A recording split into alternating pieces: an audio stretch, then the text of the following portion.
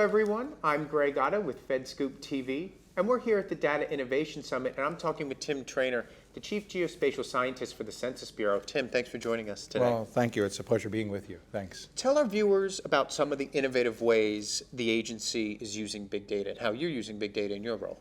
So when you talk about geospatial data, that in itself is big data. It's very complex data. It's very complicated data. It's not just X's and Y's. It's not just a matrix of data. So in that context, you have meaning behind it. You have standards behind it. You have all kinds of knowledge behind the data itself. And so that's something that has to be managed. And so as time goes on, the world changes. And as the world changes, the geospatial data has to be continually updated.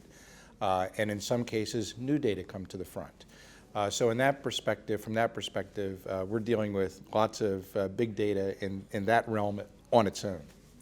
So with all of that new data that is coming in, there's obviously just been an exponential growth in the amount of data that you see and that all agencies are seeing. So how do you really, wrap your head around dealing with all of that data from an infrastructure standpoint and also knocking down the stovepipes that have stopped the sharing of data within the agencies? This is an example of what goes around comes around. So if you start in the early days of geospatial information, one of the biggest challenges to all of us was how to get the map data into digital form.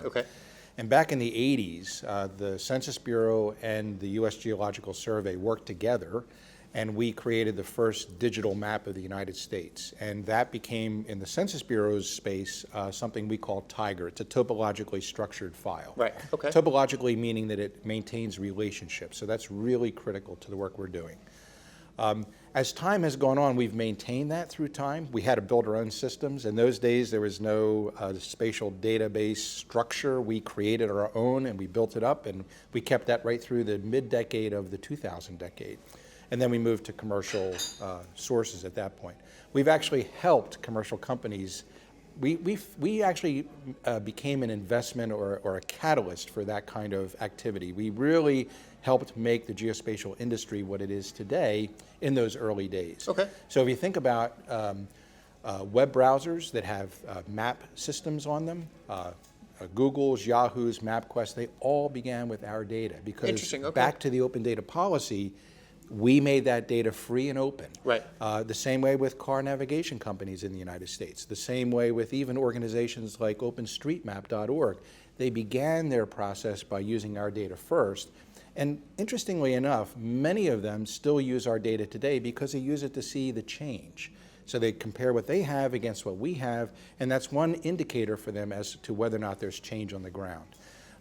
So from that perspective, it's been a long history, and as time has gone on, we've had to try to keep up to meet the demand of the user base.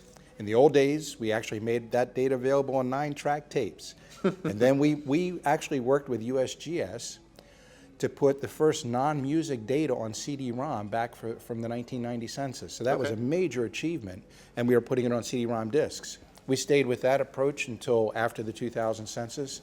And then at that point, we were putting data online. But again, it was from a download perspective. Go and click and download, click and download. We did this at a county basis. There are 3,000 counties, 3,200 counties in the United States. So that means 3,200 clicks if you want a nationwide set of data. Obviously, some customers would say, why can't I just get all the data at one go? And that gives somebody like me a big headache because I don't know how to do that. That's really a tall order because of the volume of the data. But we're there. That came in through the new development of services. So web services has actually helped us get to where we are today. So we have something called Tiger Web, and that's where you can get access to all the streets in the country, all the census geography in the country, all the hydrography that we actually import in from the U.S. Geological Survey. So that information is there, and then we serve that data up through our web services to other organizations like, for example, the USGS has the national map, and so they take our road data and put it into their system. They take our road data and put it onto their topographic map sheets. So there's good synergy between the organizations to maximize the power of the data.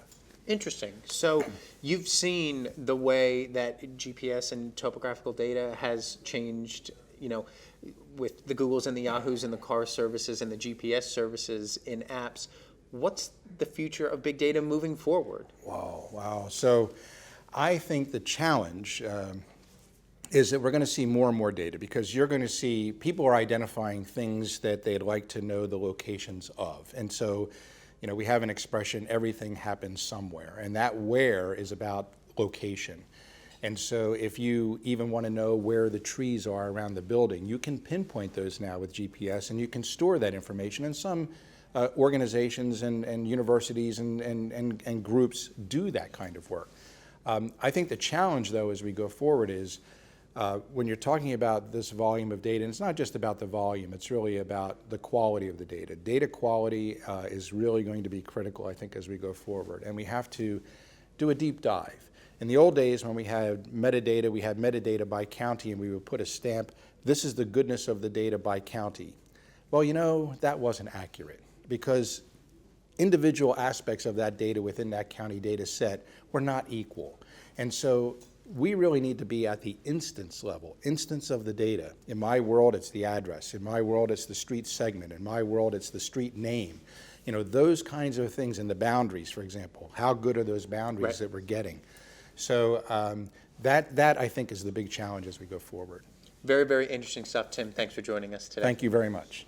For all of our videos, check out our YouTube channel, and for more information, check out FedScoop.com. I'm Greg Otto. Thanks for watching.